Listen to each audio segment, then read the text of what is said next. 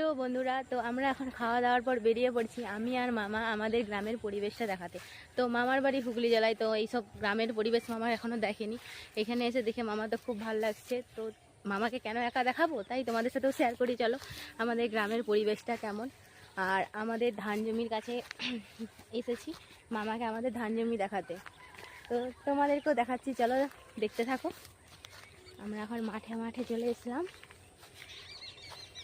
এই দেখো এদিকে মামার তো বেশ দেখে আনন্দই, বেশ ভালো লাগছে, আনন্দের সাথে দেখছে কেমন দেখো।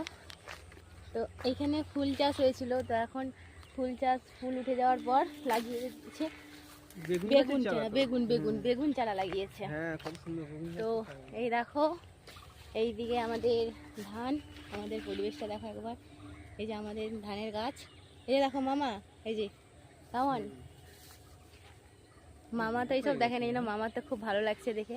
তোমাদের কেমন লাগছে অবশ্যই কমেন্ট, আর কি গ্রাম থেকে দেখছো এই ভিডিওটা অবশ্যই কমেন্টে জানিও, আর কারা শহর থেকে দেখছো অবশ্যই বলো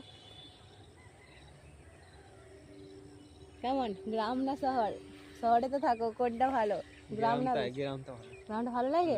হ্যাঁ, গ্রামটা কিসের জন্য ভালো লাগে বলো মামা? কিসের জন্য? দেখার মতো অনেক কিছু আছে। কি আছে? এই যে মাঠ আছে, ধান, কত কি জমি ফমি দেখা যায়।